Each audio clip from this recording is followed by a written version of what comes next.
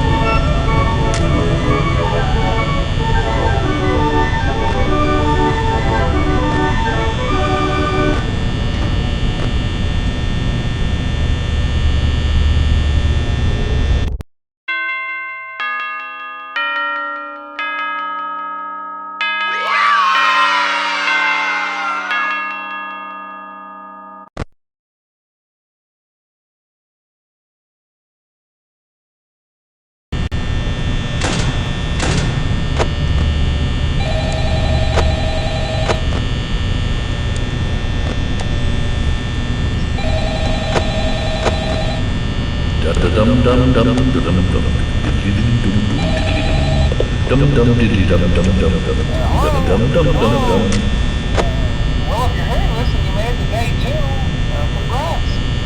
I won't talk quite as long this time since Freddy and his friends tend to become more active as the week progresses. It might be better to keep those cameras while I talk, just to make sure everyone's in their proper place. Interestingly enough, Freddy himself doesn't come off stage very often. I've heard he becomes a lot more active in the dark though, so hey, I guess that's one more reason not to run out of power, right? I also want to emphasize the importance of using your door lights. There are